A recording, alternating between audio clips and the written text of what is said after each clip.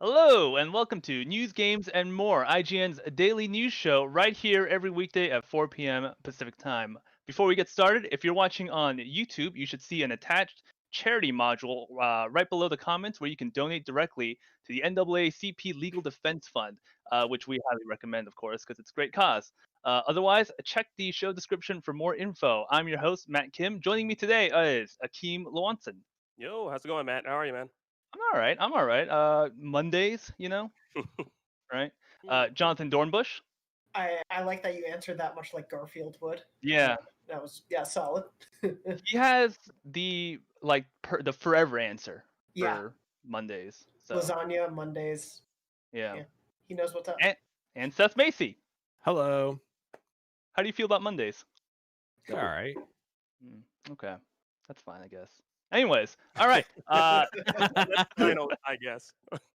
Getting into our first news story. Let's just jump right into it. The PS5 event has been rescheduled, and we now have an official date. It's June 11th, this Thursday. It was originally set to premiere on June 4th, but it was delayed due to the worldwide protests surrounding the death of George Floyd. PlayStation said that more important voices needed to be heard and decided to take the day to reflect and to give the community time to also, to take in the news, which I think was a really good decision on their part. Yeah. Absolutely, yeah. 100%. But- I don't think anyone's going to argue that, yeah. But the delay wasn't they didn't announce a replacement date immediately after their delay announcement, but we do know from today that it's basically the same day a week later, same time, 1 p.m. Pacific time. And they also provided some additional details on the PlayStation blog saying that the stream event will be in 1080p at 30 FPS in order to ease the show's production process. They made this show, the same way that we're making this show from home, and that put a lot of strain on their production processes. So they couldn't deliver a 4K 60 FPS show like they probably would have if they had access to a major studio. Acceptable. No, I'm just kidding. No, right? That is It's completely understandable. acceptable. Yeah. Yeah, it makes a lot of sense too, especially because the last couple state of plays for The Last of Us and Ghost of Tsushima sort of unfairly for the games, but got flack because people are like, oh, the game doesn't look that good, but it's because it was the stream quality and not the actual quality of the game. And then if you go watch the 4K, stream upload afterwards, it was gorgeous. So I think they're just trying to help set expectations for that stuff. Yeah, definitely. But they did reassure audiences by saying it will look very good on the PS5 in 4K, in case people needed to know. We'll take their word for it because the PS5 isn't out yet. But No. Not But maybe that we'll I- get a release date. here's hoping, right? That's I Yeah. don't think so. You don't think so? No, I think we're going to get date much later than we'll want to. I think date and price are going to be held out. Like Microsoft and Sony are in this game of chicken with one another, and they are going to hold out until the last possible minute to have to say that stuff. It's not ideal for the consumer, but that just seems to be like the weird game that they're playing with one another this generation. Yeah, and Jonathan, we find out that never mind. I was gonna make a really dumb joke. No, You're make the joke. professional. Make the joke. Yeah, Well, I was come gonna on. say then we find out that Xbox's shoelace was actually caught on the foothold of the tractor, and that's how it wins. That's a Footloose reference. I didn't watch Footloose. I don't get the reference. I don't get the reference.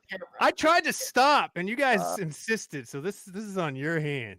Hey, Sorry. Seth, I in 8th grade danced multiple times to the song Footloose at my 8th grade graduation dance. No so way. You're playing to the right audience, let me tell you. That's a great movie. Audience of one person? Exactly, yes. That's Okay. all we need. That's all I 25%. need. If I make it to one person and Yeah. make them laugh or appreciate it, that's all I need. That's show business. That's right, exactly. But Jonathan, And always you're- leave them wanting more, which I certainly did with that joke. Seth, your joke Yeah. is now gone too far. Cut it off. Jonathan, you're our resident PlayStation guy. You host our PlayStation podcast. You say that there's no release date or price at Thursday's show, probably that you're saying. But what do you think is going to be there then? Put it on the books, and I can't wait to be wrong in Right. 4 days. No, yeah, I do think this is going to be like a games-focused show. They really seem to be saying that like this is going to be showing you what the PS5 can do. And so even if there are going to be big games that get announced in the next few months that are like cross-gen, I don't even know if a lot of those will be at this, because I think this will really be about showing you like what a PS5 game can do. There were reports before the event was originally supposed to happen that they were looking at, you know, games running on PS5. They didn't want to have to put disclaimers of like running on a PC, you know, similar to a PS5. They want to be saying like, these are games on PS5. This is what it'll be like. So I think we're going to get some big exclusives, maybe not every big exclusive that we're hoping for on PS5. Like, I don't think we're going to see God of War 2, Horizon 2, and Spider-Man 2. We'll probably hear about one of those, I would guess. But my guess is we'll see whatever Blue Point's PS5 game is. It's rumored to be a Demon Souls remake. I think we'll see something along those lines. I'd love to see a new Ratchet and Clank. I do think we'll see something from Insomniac now that they're like properly in the first party fold. But I think it's going to be a good one. I think they know the expectations going into this after the like middling result that I think Xbox got out of their first game showcase. So I think Sony kind of wants to put the best foot forward with this for sure. Right. Yeah, for context, Xbox also did a big Series X live stream showcase in May. It was in May, May, yeah, and that had a lot of Xbox Series X games, but they were also third party, so no Halo, no Forza, things like that. Yeah, expectations were pretty high for that Xbox Series X, and I don't know who to blame on that one. Well, You know, because they kind of hyped it a little too much, but maybe I went in with a little too much hype as well. But so I'm tempering my expectations for the PS5, but at the same time, I'm like probably more excited than I should be. right. Well, by this time when the PS4 and Xbox One were being introduced, like we were having showcases back in February for those things, and we were seeing games, we were seeing a lot more. So I think like a little bit that anticipation that you're like blaming yourself for is kind of because we've just been so starved for seeing this stuff. Yeah. And I think even though they had set the expectation that first party was going to come later, it was still one of those like, okay, but this is the first time we're really seeing next gen, and I don't think that lived up to. Whereas I think Sony is going to want to make sure, and even if that's a like 15-second teaser for Horizon 2 just to get something that big in there, I think they will do something like that and can probably get away with doing shorter, like bite-sized teases for some of the bigger games because this is like the first showing. Right. Akeem, predictions? Yeah, well, I'm super excited to see what PS5 has in store for us as far as new games are concerned. But personally, I'm gonna tell you guys right now, I would love to see if the PS5 is gonna have any sort of backward compatibility. Because like I've got like an entire attic at my parents' house of PlayStation games that I need to dust off, and I would love to kind of like pop into the PS5. I don't know if that's gonna be a possibility, but that would be awesome just to hear. If it's possible, I'm assuming so. I mean, like, isn't that's what's happening with the Xbox Series X? It's backward compatible, so I'm just kind of curious to know if Sony's going to be matching in that sense. Hopefully, that's revealed. I don't know, Jonathan. What do you think? You're the PS5 futurist. You tell us. I don't want to disappoint you though. I think it's just going to be a PS4 backward compatibility situation because they have talked about that enough in detail and also had enough problems messaging that I think if there is going to be any further backward compatibility, they probably want to make sure the messaging is correct. But my guess is like disc-wise, putting games into the PS5 will probably just be PS4 backward compatible, and they're probably going to try to push you toward their PlayStation Now service, which is the closest they have to Game Pass, really, like their streaming download service that does have PS2 games and PS3 games.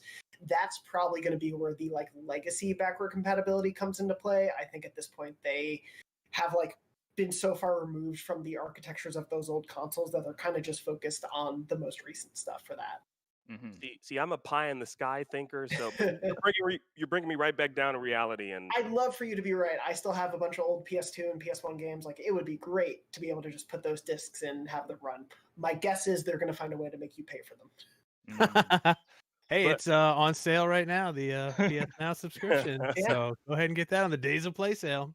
Hey, Matt, I noticed something though. Why do you think they emphasize like wearing headphones?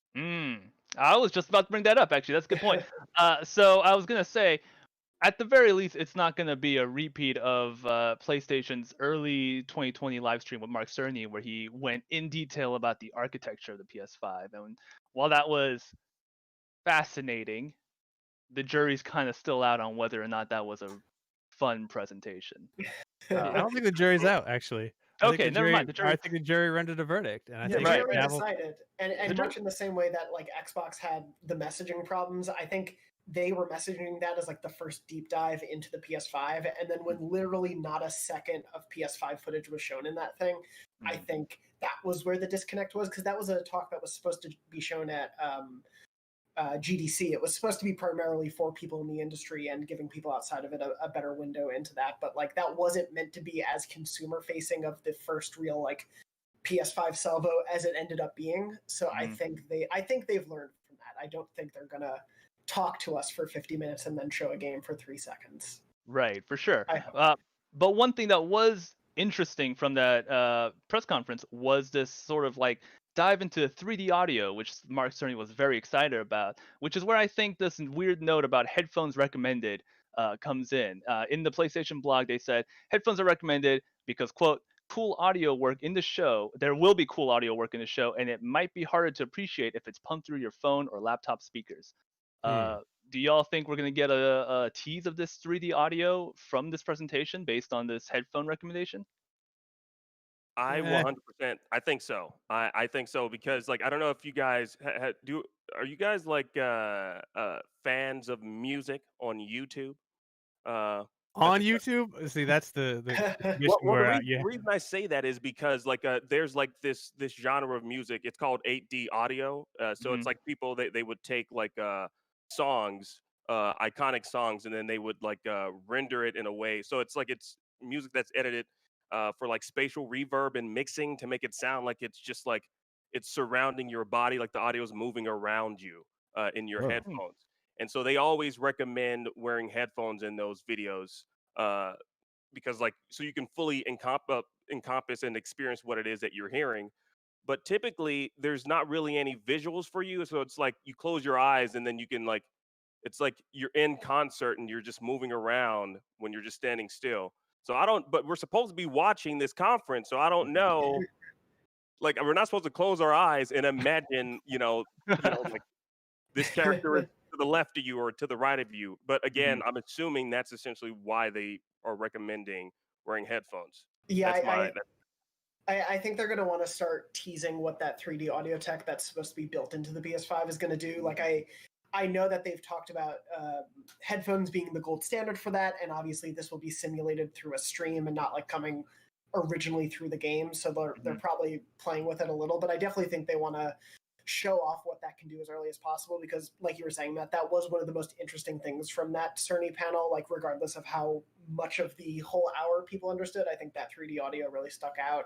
And like this generation, Hellblade did the binaural audio thing where essentially the different voices that the main character was hearing were playing at different places. If you didn't play that game with headphones, you like missed out on half the experience. And so I think they want to show off that is a thing that the PS5 will do out the box, and that hopefully devs are taking advantage of right now. Well, my question is, if it can be streamed over YouTube, then why is it like a thing that they had to build into the PS5? I mean, I think it might give a teaser, like a taste over the internet, but the real thing, much I'm like a little how suspicious on this one. well, much like how the Conspiracy stream will theory. be in 1080p and 30 FPS, but they're like, oh, but on the actual PS5 it'll be much better. I think that's the sort of similar thing here. Well, because I mean the YouTube video is just playing it back, so to be able to simulate that is relatively easy, and I think they just want to show off that the PS5 will be doing that stuff like in real time, like you will be experiencing the world, and these sorts of elements will be happening around you organically based on where in the worlds of these PS5 games you are. So I think this is just meant to sort of like set expectations for how that might work. Cool. All right. Yeah. Yep. Well, on the site, we have a comment on the news story from Jay Boner, who says, just please have info on the damn pre-order and take my damn money. Straight to the point, I like it. Saruyo says, different commenter, I was expecting next week given how unpredictable everything has been. But it's this week, so that's good. All right. Round the panel, one game you wish to see on Thursday. Akeem. Oh man. One game. Just I've one. never given this thought. I don't know. I want to see some new Crash. How about that? Okay, Ooh. Let's get some new Crash going on. nice. Seth? I want them to shock us all and show us EA Big returning with SSX Tricky 2. No, but my real answer is actually Yes. I love that game, man. I know it's so Play with my good. emotions by saying that and not meaning it. Get Rozelle back to do the announcer voice.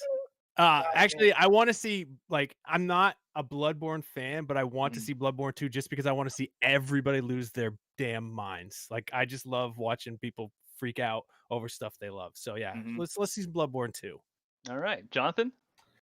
What I want Ratchet and Clank 2, because as much as I want Spider-Man 2, I think that remake from 2016, I think 2016 is super underrated and like one of the prettiest PS4 exclusives of those, like the middle part of the generation. I think they could do so much more if they continue that franchise. I do think we will see that Blue Point game though.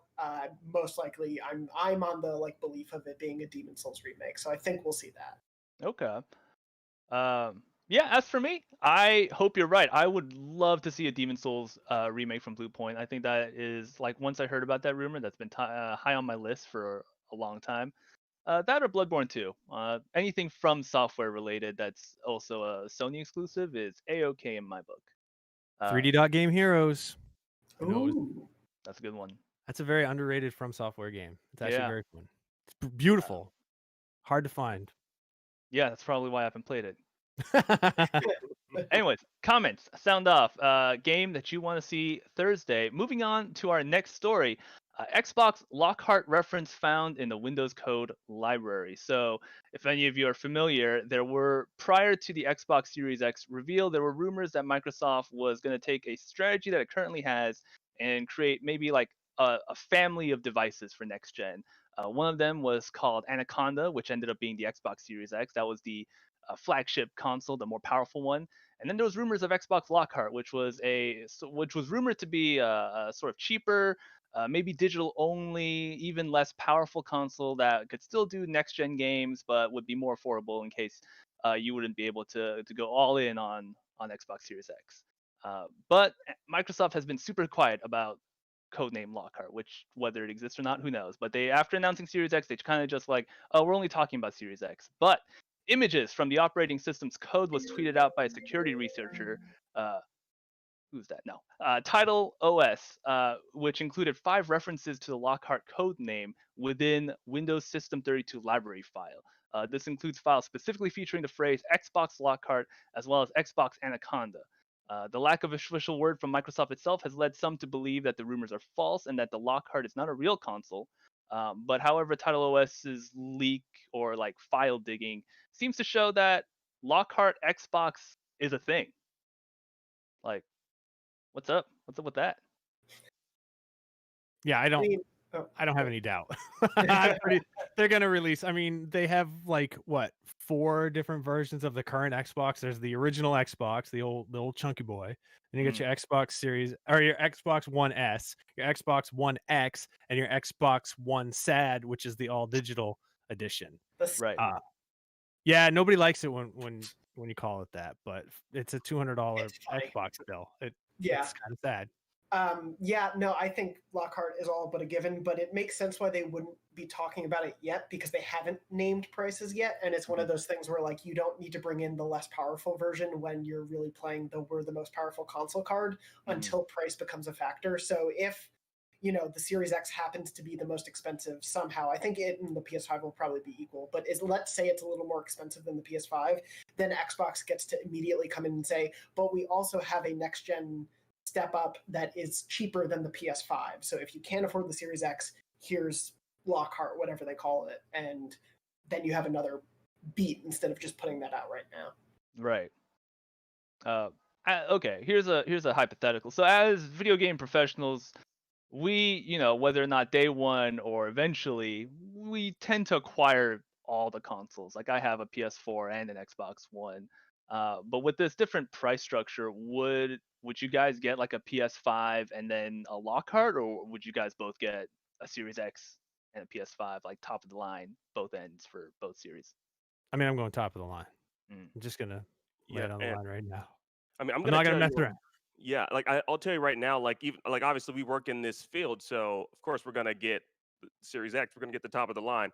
I feel like if I were just like I would say an ordinary consumer, and I want to really experience next gen games the best way possible, I'm gonna do what I need to do. I'm gonna save up my money so I can get the top of the line because you don't know what you're gonna be missing out on if you get the lower end model, uh, Mhm. especially the lower end console, in my opinion. So I would just save up, every single penny and just get like the top of the line version. That's just me. If I were just I am a consumer, but again, Mhm. like if I were just like, I really want this next gen and experience it the best way possible, I'm going to save up. That's essentially, so I would get the top of the line.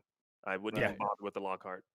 Yeah, I'm exactly the same. I'm not gonna get the PS5 and the Series X at the same time. Same. That's Mhm. the real choice for me. It's like, which one do I get first? I'm not a My big kids have spender already, like that. yeah. My kids have already said like they want the Xbox Series X, so I guess that's what I'll be getting first.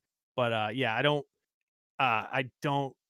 think that I would get the cheaper, less powerful version unless there was a really compelling reason to do so. Like Mhm. if they said, "Oh, it's the same power, it just doesn't have a disk drive," and it comes with like a free year of Game Pass. They just want you to, it's just a tool to get you to subscribe to Game Pass Ultimate or Mhm. something. Then maybe I would consider it. But I want to watch some 4K Blu-rays. Come on now.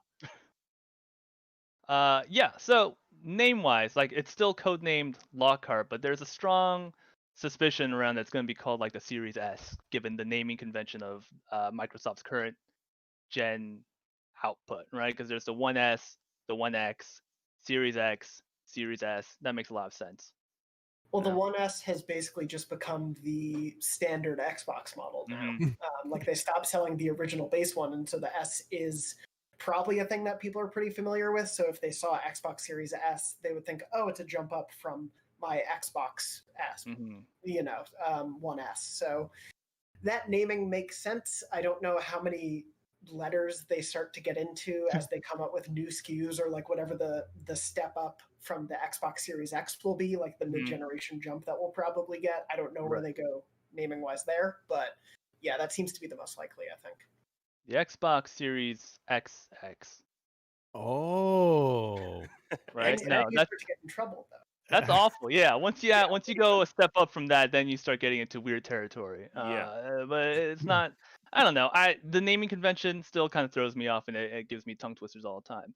Uh, Personally, I actually would have loved the Xbox Series S. I'm talking about current gen because I own the big Xbox Chunky, the Xbox One big boy, and Yep. it's so heavy. I Yeah. kind of hate it. It's so big. Would yeah. love to upgrade to a smaller, cheaper version. We got some comments from the website. Says, hope it's Series S. That will be used to undercut Sony PS5 price wise. Series X for early adopters. Series S price lower than the PS5, but more powerful than the PS5.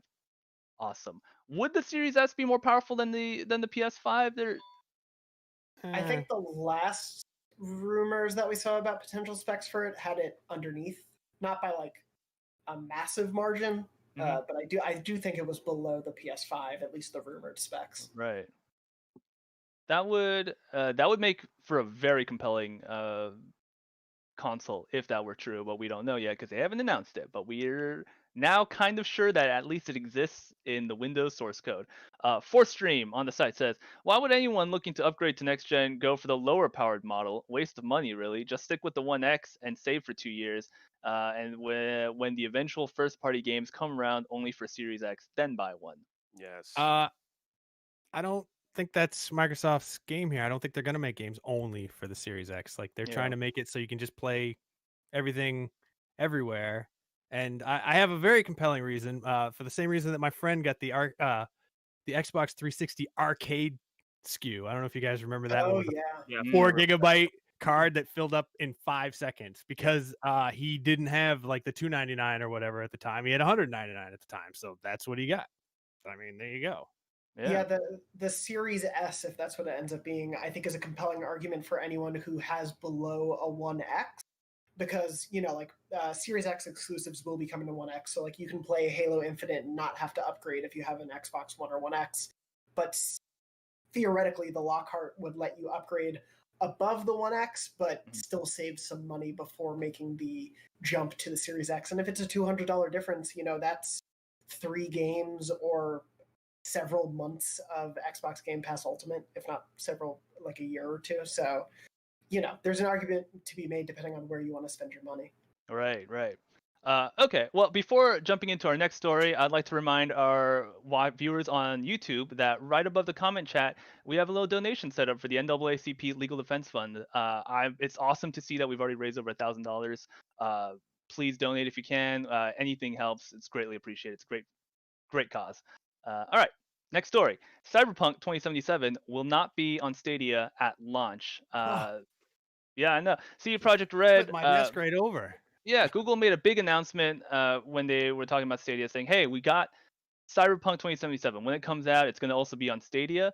But CD Projekt Red quietly revealed that Cyberpunk 2077 will not be available on Google Stadia when it launches on PC and consoles in September. Quote, their official quote is, "Cyberpunk 2077 will be released on September 17th, 2020 for the PC, Xbox One, and PlayStation 4. By the end of the year, the game will also make its debut on Google Stadia." Uh, that's rough because one of Google Stadia's main criticisms at this point is its library, or lack of, rather. Um, and now, if you only have if you use only Stadia for your gaming, you're gonna have to wait longer for one of the biggest game launches of the year. Yeah. Well, Doesn't we've all sound had to wait longer since it got delayed from April, so what's a few more weeks or months? It's true, but Google Stadia users a little shorter stick. What's the phrase? Short end of the stick? No, that doesn't make any sense. Yeah, short end. Short end of the stick. Well, that's weird. Yeah. I mean, a stick is equidistant depending on where you grab it. If it's in the middle, so, like, whatever. I never. What you're saying, I think you're measuring the stick is measuring their library of games, and so yeah, they got a short stick. Mm, Let's just go with that. yeah, they got. That's metaphor. Anyways, any of you play games regularly on Stadia? Oh, I do not. crickets. Nice. Yeah. I mean, I think it is that library thing. It hasn't been what I think a lot of us would have hoped for. The promise of playing a lot of these big games wherever you go, depending on the Wi-Fi connection and everything, is a really nice idea. But I think it's still in the early the figuring out itself phases. And obviously, we on the site had our review bumped up. Our original Stadia review went from a 6 to a 7. Because they have been addressing some of the issues with it, but it is still, a bit of a lacking library. And when one of the biggest games has to allocate resources for its development in the lead up to launch, it makes sense that they would maybe prioritize the less popular streaming service versus PC, PS4, and Xbox. Yeah, I'm glad you brought that up. Yeah, we did upgrade our Stadia review. Originally, we gave it a 6, and then we did a 2020 update and gave it a 7. And the consensus is when it works, it really works, and that's super cool. Like, you can just boot up a game from on your phone, on your laptop that doesn't have a graphics card, and just play something like Doom Eternal. But again, the lack of games really hurts. And also, I think the shelter in place sort of diminishes some value from it, because I think the appeal is you can play it while you're waiting at an airport or something, Doom Eternal at an airport. But now that we're home and we use our home consoles all the time, the value proposition just hasn't been there. It's like the promise of Quibi for games. Yeah, right. But yeah, no, I do think that definitely plays a large factor in it, and I'm very curious to see what happens to Stadia after xCloud continues to become bigger and bigger, because that's been such a focus for Microsoft to make their own streaming service happen. And I think competition will only make them all better in the long run. So hopefully that helps bolster the library on Stadia as they look to compete. But yeah, it's an interesting time to be using that service over your Xbox or PS4 at the moment. Yeah. But Cyberpunk 2077, that's gonna be fun when it comes out. Yeah, it's gonna be awesome. Amazing. Right? And to be quite honest with you, I don't know if I would enjoy it as much.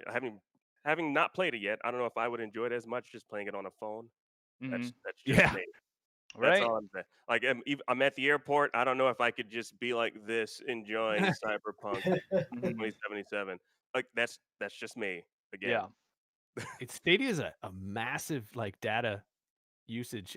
Our reviewer Kevin Lee, I remember he was talking in our Slack channel for tech about when he was testing it out at the highest settings on his phone, and he used like a gigabyte of data in 5 minutes when he turned all the settings up. And I have like I have like the lowest cap possible. So in Mm-hmm. 15 minutes, I would have gone over my monthly usage for playing, Cyberpunk on my phone. So maybe it's good that I'll never do it. That just means you'd be playing Cyberpunk for the rest of your life in 15-minute chunks every month. The ideal way to play that game. Yes. Yeah, in a way, it's like one of those like apps that like locks your phone after a certain amount of time. Like you've been on Twitter too long, you've been on Cyberpunk too long, and so it just shuts you down. But an unexpected drawback, side effect. I don't know what you would call it, but yeah, The I short mean, end of the stick. just short end of the stick. Again, back a to phrase that. that makes no sense to me, but okay. We got some comments. Devil Makes Curry says that's fine. Stadia wasn't available on Stadia at launch either. Still isn't. That is, I think, a reference to sort of Stadia's maybe like key features that weren't available at launch. Crossplay, I believe, was one of them. Oh yeah. Yeah, it was a strange launch. Also, it was a tiered launch. They launched with Stadia Pro, their paid membership, and then a couple months later they released regular Stadia, which is free for anyone with a Gmail account. So you actually don't even have to pay for Stadia Pro unless you want that 4K gaming. But as Seth says, doing Stadia at the highest end really eats into your data cap. So who knows? Yeah. Yeah. And meanwhile, True Fate says, I'm sure CDPR is regretting it now. And I'm not sure if that's a reference of putting Cyberpunk on Stadia is, I guess that's what that comment means. I doubt they're regretting it. It's probably just Yeah. more of a, they had to figure out where they were going to put the resources. Like, obviously, they needed to delay the game from April to September. So there's, they're working pretty hard in these last few months to make sure it's where it needs to be for launch. So it makes sense that this additional platform, might take some extra time. Yeah. Although, as CD Projekt has said, the game's finished. They're currently in the bug testing phase. The delay, we're not entirely sure why that happened, but this is just more additional time for polish, and that's always a good thing. Yeah. Our next story, Need for Speed Heat's final update enables crossplay. Criterion Games general manager Matt Webster posted a letter on EA's official site explaining that after an update coming to the game on June 9th, Need for Speed Heat will be the first EA title ever to feature crossplay across PC, PlayStation 4, Xbox One. Webster said this update will also be the game's last, as the team is working on the next title in the Need for Speed franchise. Quote, so we're thrilled to let you know that on June 9th, Need for Speed Heat will be the first EA title. Well, he basically just said the same thing. Anyways, meaning that players, regardless of their platform, can jump into Palm City together as one united community. Webster said, as we at Criterion shift gears, Boo. into the future with Unacceptable. with full focus on developing the next Need for Speed game, this will be the final update for Need for Speed Heat. After installing the update, players will need to opt into crossplay. After doing that, players can search for friends and who have also opted into crossplay on any system inside to find players in the Find Players menu. After becoming friends, Jesus, this is a lot. After becoming friends there, players can use the new EA Friends tab in the party menu to see who is online and ready to play. That's a lot, actually. That's a lot of steps to play with your friends, but it's nice that it's there. Is this the Need for Speed that came out like at these consoles launch? Is that the one, or is there? Well, this is the last one that just Okay. I Yeah. get them confused in my brain. Okay, Yeah. thank you for clearing that up. For people who don't know, Criterion also made the really good Burnout Paradise. Yeah. Yeah. Crossplay. It's a good feature. I like it. Yeah, I don't know why. Like, Bold take, man. I know, right? It's not very controversial, but anybody hate it? Do any of you hate crossplay? I mean, Sony did like 3 years ago. Whoa, yeah. Nice. Good Yeah. topical burn, and it's true. They were really slow on crossplay. Have any of you tried crossplay on any other game that's not Need for Speed? Call of Duty. Yeah, that's like the big one, I think. I think it's defaulted on Fortnite when I play. So. Yeah. Yeah. Fortnite. I've played with people on their phones. Mhm. And you can tell that they're playing on a phone.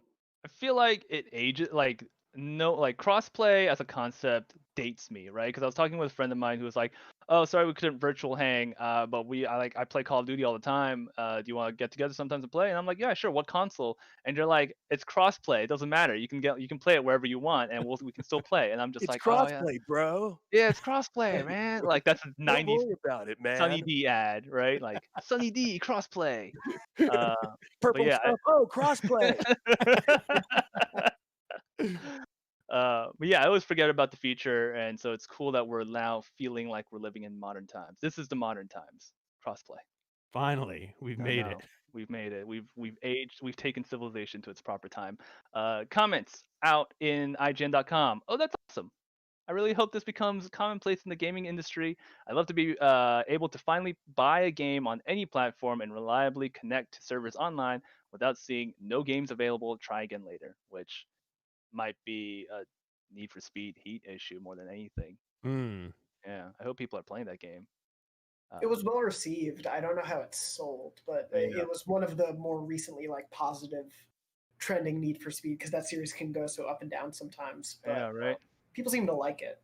Yeah, if I had to guess, I'd say it's like middle of. This is a nice, safe game. Not too many people playing it. Not too few people playing it. A nice place for EA to sort of test this out, which is why they chose it. So And then we got another one, also from Soryo. Well, there goes being able to customize your car's appearance, engine swapping, and any other cool underground features. Criterion isn't known for any of that. That is a Criterion specific comment. I don't play a lot of these arcadey racing games. I mean, I play Forza Horizon when they come out, but like the Need for Speed and Burnout games, I have not tried in a while. But Criterion's usually they're like the standard for those kind of arcade racing sims, right, Seth?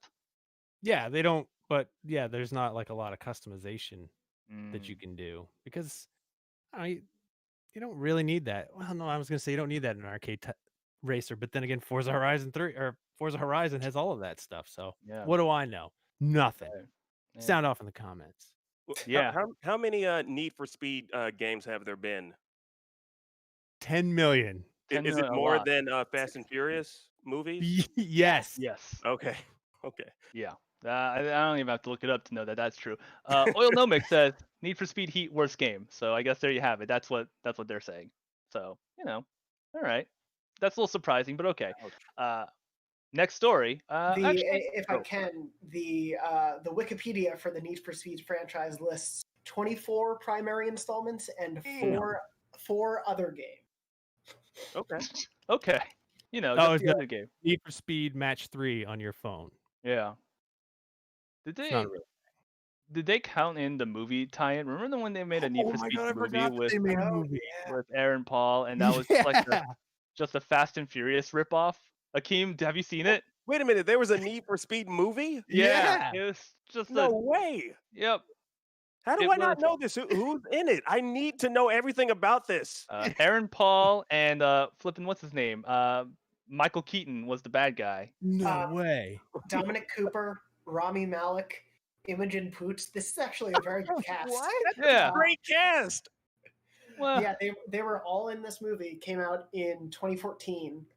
That's fairly recent. Yeah, and only made $200 million worldwide. it's not great. It's not good. That's not Fast and Furious money. No. Looks like Fast and Furious won money. Yeah, that's wow.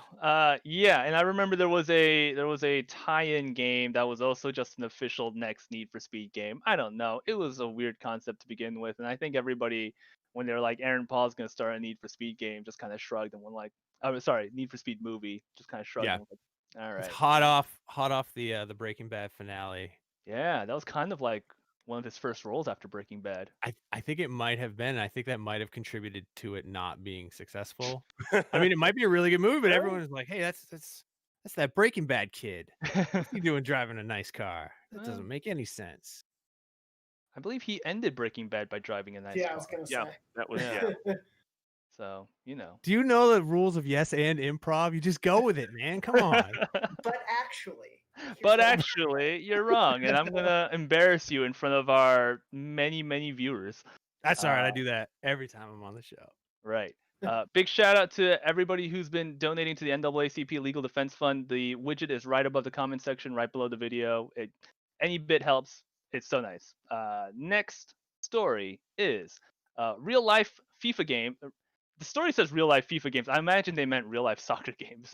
No, FIFA is the governing body that. Oh yeah, real life handles, FIFA soccer so. games to use crowd noises from EA's FIFA games. Sky Sports in the UK has revealed its partnership with EA Sports FIFA to deliver a range of team-specific crowd noises and chants to complement the restart of the Premier League, which kicks off on June 17th after a hiatus due to the coronavirus pandemic. Those watching from home can choose to quote to watch with the added sound or with stadium noise, which I imagine will be very quiet. Yeah. Yeah. To implement the famous atmosphere that will be missed as games are played behind closed doors without a live audience. Apparently, it will be a feature you can alter on your TV using the Sky Channel. And funny enough, this is actually something that the NBA has also been looking into for when they bring the NBA back sometime in the future, but July. not July, but not with FIFA noise. Obviously, that'd be weird. They're Yeah, bringing in, yeah, no, they're bringing in NBA 2K20 noise. Okay, panelists, would that be weird? Would it be weird hearing simulated video game audiences in an empty stadium? No, I Yeah. don't think so. I think Okay. it'll be fine. It'll. I mean, it's not like maybe if it was like FIFA 95, it would sound weird, but I think it's gonna be pretty. I think what's really interesting is who is the one calling the shots of what sounds get played when, and how much will that editorialize the games and affect people's viewing of them. Right. Because they might choose crowd roar medium instead of crowd roar quiet, and then people will be like, that wasn't that good of a play. What are you doing? And what does that do to the game? I want to know what that means. I mean, What I about? think it's, Oh, no, I was no, going to say, Kim, I go think ahead. it's pretty cool that they're doing that, but at the same time, it's like there's still going to be no one in the stadium, right? There's going to be no crowds. Yep. So, like, visually, it's like it would just be kind of weird, in my opinion. Like, you see no one, but you're hearing simulated crowd noises, every now and then. And, like, like Jonathan said, like, who's going to be like the DJ that's like, all right, crowd noise. Now here's the chant. Like, I'm kind of curious how that's all going to play out. And, like, what if he's on the side of the opposing team, and so like he's like putting in boo noises whenever the other team is scoring it. So it's like, who's making that decision? Like, yeah, like you said. Well, I wonder if they're going to use some of whatever the algorithms are that are programmed into the games. Like, will it be able to detect what's happening and just use what it would normally use during FIFA on your PlayStation or whatever? But I mean, that of course that remains to be seen. Yeah, but for the crowd, they can do what the Korean basketball or baseball is doing and just have stuffed animals. Stuffed animals, yeah. That's you know what? It's fine. It's weird, right? One commenter on IGN says, "I will not be using that!" Exclamation mark. I want to hear the players screaming obscenities at the ref, which I imagine quiet video you can hear very clearly. And actually, that's a pretty compelling argument to not use the feature, I think. Yeah, the UFC. I don't watch UFC, but my friend does, and he said without crowds, it's almost obscene the sound of people just punching and kicking each other. He says it's kind of sickening to hear, and then you can hear them talking to each other during the fight. So actually, that's gross. I don't think I like that. But yeah, neat feature. A highlight that we live in some strange times, I think. Are they still going to have commentators, by the way? I imagine they would still. I mean, they're all isolated together, and I feel like everybody's in just no public audience basically, who are the wild cards in terms of getting people infected. But yeah, weird stuff. Good. I mean, I'm glad sports is coming back, but yeah. All right. The next story, Last of Us series, not TV series, I should add. The Last of Us TV series that was announced for HBO finds its director, Craig Mazin, who created Chernobyl for HBO and is also signed on to be the writer of the upcoming Borderlands movie, starring Cate Blanchett, directed by Eli Roth, is executive producing and writing the series alongside Naughty Dog's Neil Druckmann, who directs the Last of Us video games. In an interview with Discussing Film, Johan Renck, who won an Emmy Award for directing all 5 episodes of Chernobyl, confirmed he is on board to executive produce The Last of Us also and direct at least the pilot episode. So it sounds like Mazin is bringing the Chernobyl band back together for The Last of Us. Rank also directed episodes of Breaking Bad, Vikings, The Walking Dead, and Bates Motel. But considering he did all 5 of Chernobyl, I feel like I get a sense of him as a director because Chernobyl is very good. Yeah, I've watched that series twice actually. I thought it was so good. So I'm excited. The Craig Mazin, he's kind of all over the place. Like he created Chernobyl, he's writing the Borderlands movie, and now he's doing Yeah. Last of Us. Like He that's wrote The Hangover. He wrote The Hangover. really. Yep. I think He just part does 3 it for sure. all. I forget if he did the whole trilogy. Oh I'll wow. look it up. I thought they He were did- just one movie and they just changed the location 3 times. Pretty much. Yeah, Nice. basically. It's like Hangover burn. But he has an Emmy and you don't, so what do you know? You don't know that I don't have an Emmy. It's Do you have true. an Can't Emmy? say that definitively. No, I You don't have have an an Emmy, Emmy? but you don't know that. You I just mean, okay. Could be a fake Emmy, you bought it on eBay Yeah. or something. You never know. He's No, it's true. credited as a writer on all 3 Hangovers. Or Mm. Hangover Part 2 and Part 3. He's also credited as a writer on Scary Movie 3 and 4. Mm. Okay. Well, Chernobyl, Borderlands, The Last of Us, and apparently I think he's been also recently brought on to script the next Pirates of the Caribbean movie. There's going to be Okay. another one of the. Okay, wow. They're trying like a soft reboot, I think. yeah. Yeah. Well, we all have to do our scary movies in order to really get the Chernobyl out of us. I think. Exactly. HBO, the HBO series. Jonathan, do you know if it's a straight adaptation or of the first game, or is it going to be like a series set in the world? I think as of right now, they've said that it is a story focused on Ellie and Joel's story in the first game. My guess is they'll probably use the setup of it being an episodic show to either like dive deeper into some of the side characters that you see in that first game, or maybe explore some new areas. Because they haven't, I don't know if they've mentioned how many episodes it's going to be yet. They might have in the original announcement. I'm just blanking, but they probably have some wiggle room to mess around with new parts of that universe, while also like diving deeper into the stuff that we did see in the game. I'm excited for it. Jonathan, I imagine you're excited for it. Seth, Akeem, you guys into the idea of adapt? Will this be a good video game adaptation for the screen? I think it has one of the better shots of being. I mean, the thing with The Last of Us is that a lot of its story works because it forces you to play it. Like, without spoiling that first game, if people are still playing it right now in the lead up to part 2, like, there are moments in that game that you have to play through because that is what Joel would do in that moment, whether or not that is the thing you as the player want to do. There's a difference between doing that as the player and watching that passively as a viewer. So I'm curious how they work around those moments to make them effective in probably a different way, but still like really hit home. Yeah, no, I'm excited for this. I'm 100% excited for this and on board for it as well. I'm a huge The Walking Dead fan, and like just playing The Last of Us, like I got a lot of The Walking Dead vibes from that game. So I'm definitely curious to see how this adaptation plays out for sure. Super excited for it. Especially the casting. I want to see the casting. Yeah. You have anyone in mind? You think you have a fan cast that you're gonna? No. Yeah. Well, luckily for No. you, IGN has a feature on that. I think we have a fan cast for The Last of Us HBO that you can look up on the website right now and see who we think should be some of the actors. I think a lot of people were suggesting, and I hadn't thought about it, but it could work. Jaime Lannister from Game of Thrones as Joel. Oh yeah. A less expected choice. I also like a lot of people I think have said Caitlin Dever from Booksmart for Ellie. And she's apparently a fan of the game, so I think that could be a really good match. Yeah, those are both. This is gonna sound crazy. Johnny Knoxville is Joel in his first dramatic breakthrough role. I mean, Adam Sandler does a dramatic movie like every 10 years, and it's super good. So, yeah. Hey, I'm Johnny Knoxville, and this is the clicker trick.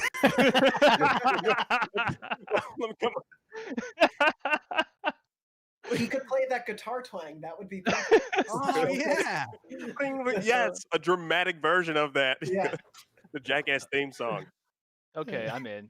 I'm 100% in. Actually, I would be disappointed if they don't announce Johnny Knoxville. Look, I'm in for like it being an SNL digital short at least. Right. Okay. Yeah.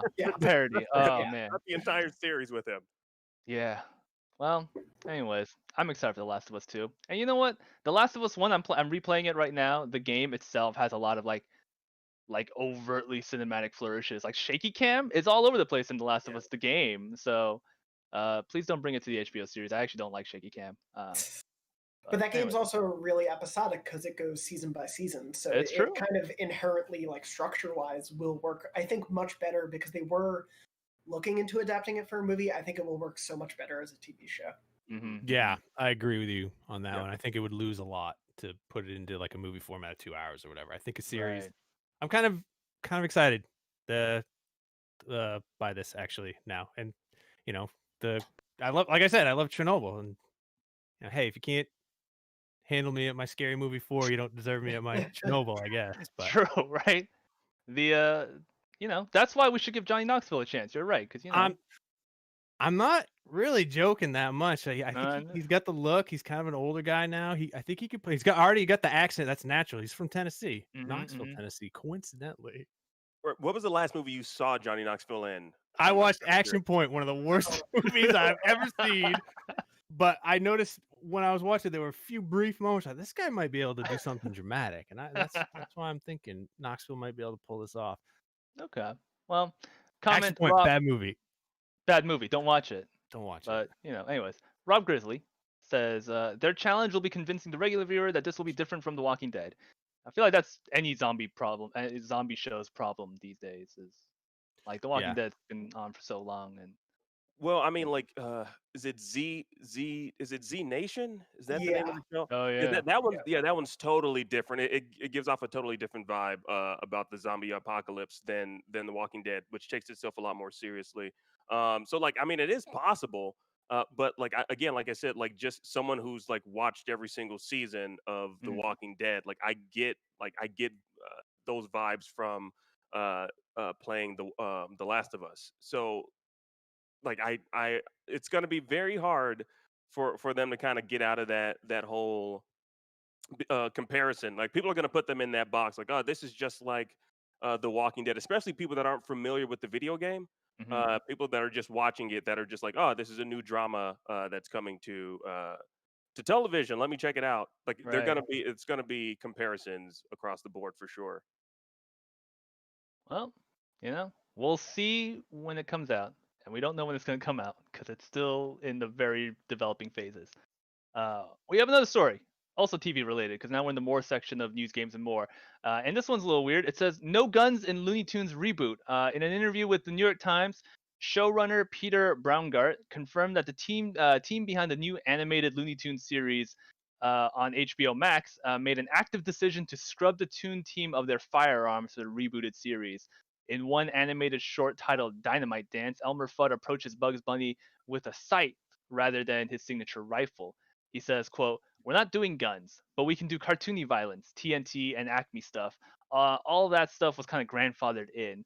We're going through this wave of anti-bullying. Everybody needs to be friends. Everybody needs to get along," said story editor Johnny Ryan explained. But Looney Tunes is pretty much the antithesis of that. It's two characters in conflict, sometimes getting pretty violent, but no guns. Just dynamite. That's I mean, so Marvin the Martian won't have his little ray gun as well. I don't know, that might be an Acme thing, I mean, that's true. Okay, I mean, His Ray Scythe. Ray side. yeah, That'd be cool. That was the thing that I thought was just kind of weird. Like I totally understand. I mean, like this is an animated franchise that's been around for like over 90 years, like since the 1930s. So, and there's been numerous Wabbit seasons over the years, and Elmer Fudd has been unsuccessful in catching that wascally rabbit and that dastardly duck for all of these years. So I totally understand why he's like, let me switch up my weapon and see what can happen. But I just don't understand why he chose a scythe. Like that's kind of, if you're gonna pick like a melee weapon, why not like I don't know, a hatchet or something? Right. Like, I'm curious where he got a scythe from. Like, yeah. It's much harder to tie into a knot. What's that? I said it's much harder to tie a scythe into a knot. Okay, that is true. Like a gun. Okay, I forgot cartoon logic. We're thinking cartoon logic right now. I'm sorry. I was trying to figure. Yeah, that one was that one took me a while too, but it is a little okay. I had some conflicting issues with the comments because they were like, "We're the antithesis of this sort of everybody needs to get along." Two characters in conflict, sometimes getting pretty violent. But the hunter does not get the hunting rifle, which in this day and I can get that too. A scythe is pretty heavy metal though. Um, Yeah. Yeah. like You that. might have seen that in Possession of the Grim Reaper. Yeah, Yeah. the embodiment of death. It's hardcore. Like part of me again, like I think in cartoon logic. So I like to think that they're like the cartoon universe is all connected. So part of me thinks that Elmer Fudd, he visited the world of the Grim Adventures of Billy and Mandy and kind of talked to Grim and said, "Hey, dude, can I borrow your scythe? Uh, got this wascally rabbit I got to take out." So that's my thinking. I don't know, but again, like the scythe is such an odd choice for a hunter because like you would think like why not a crossbow? Like Right. Yeah. if you don't want That to use a gun in any capacity, I totally get that. But like I've never seen a hunter like, hey son, let's go get a deer, grab the scythe. Like that's never ever happened. You know. yeah. That's a compelling point. I feel like a bow and arrow or a crossbow would actually make a lot of sense and would fall in that sort of cartoony violence realm because, Hmm. Yeah. but As And you long could as there's still, anvils. yeah. I was gonna say you can also still tie probably the arrow around him like a There knife. you yeah, go. So it Yeah. still works. Yeah. look at this. Exactly. We should write the Looney Tunes for HBO Max. We should kick out the current team and say, hey, you guys don't get it like we do. Or at least just sit in the writer's room. I mean that Hmm. just want to sit in there.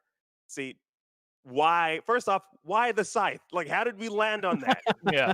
How did Well, we land on a scythe, guys? What's going on? there's I'm confused. there's 80 episodes on HBO Max, so maybe one of them is about the origin of why he chose the scythe. That's, Ooh. that's a lot of This episodes. is to go my through. weapon. Like the origin story of the scythe. Yeah, I Yeah. want to see that episode. Yeah. Well, it's streaming now on HBO Max if you have it. Anyone have HBO Max? I have it through Hulu, but the Hulu interface is so terrible that I actually haven't watched anything on it because I don't know Mhm. how to access it through my Hulu menus. Yeah. Uh, I just found out today I have it because I have HBO now, Mhm. and someone was like, "Dude, you should watch this movie." This morning, actually, you should watch this movie. I was like, "I don't think I have an HBO Max account," and then I just used my same login. Oh, dude, I have Oh sweet. wow!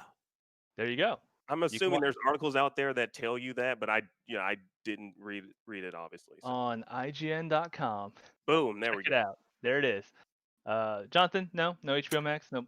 No, I'm still using a friend from college's family's HBO Go account, so I haven't tried logging into Max. I also there's nothing new and compelling on there to watch. I have so much else on all of the other streaming services I have to watch. I'm okay to wait a few months. Right. Yeah, I think my main thing about HBO Max is and this is gonna be weird to say, but like there's a lack of identity that I find kind of jarring. Like Disney Plus, you get everything Disney plus Simpsons, right? And Netflix has all the Netflix originals, but HBO Max just sounds like you like Criterion Collection, you like Ghibli movies, you like Looney Tunes, there's a bunch of them together, and I'm just like I don't know what exists there off the top of my Yeah, head. Yeah. You I know? was really surprised to see like Friends is on there. And Yeah. I thought that was going to be a Peacock exclusive whenever that launches. Mm-hmm. Yeah, Fresh Yeah. Prince is on there. Like it's just a What? load of content Yeah. on HBO Max. Like none of it makes any sense. It's just all here. Well, Yeah. because like WB, we know the WB like brand, and we know maybe like Looney Tunes with it, but you don't normally go like, oh, Friends, that WB show, That Right. classic. that Warner Brothers produced show. Like you don't think of these things like that, and so I totally agree. There's a bit of a weird like, what is the identity of this thing beyond the place where you're going to watch the Snyder Cut next year? Like that's really what it's being known for right now. Right. Big Dog Pete has one comment that I want to point out because I didn't think about it. He says, "So WTF is Yosemite Sam gonna hold instead of pistols, popsicles?" And I'm like, "Yeah, actually, Yosemite Sam is another one of those prominent Yes. gun toters. He's a cowboy. Like He's that's a what I cowboy, like. yeah." That's like playing Red Dead Redemption 2 and like what are we using? What are we Scythe. using? You know? I'm just kind of curious like how that dynamic is going to play out on this reboot of Looney Tunes because he's a cowboy. He's the rootinest, tootinest, dude in the West. So I'm kind of curious like what his weapon's going to be. Right. Yeah. And when he gets real mad, how is he going to fly up into the air if he doesn't. There's some cartoon holes in this logic, or logic holes in this cartoon logic. I don't know. Anyways, it's I mean, weird.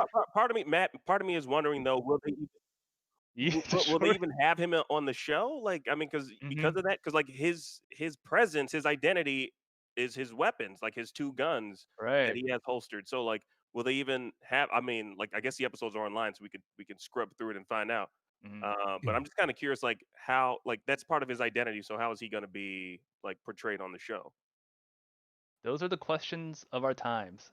That's all the time that we have for news, games, and Ooh. more on that big existential cliffhanger. Thank you so much for joining us. This we do this every day, 4 p.m. Pacific time. This is IGN's daily news show where we cover news for video games and more, including TVs, movies, and anything entertainment related. Really. Thank you all so much for joining me, and thank you viewers for chiming in and donating. Have a good one. Take care, guys. Bye.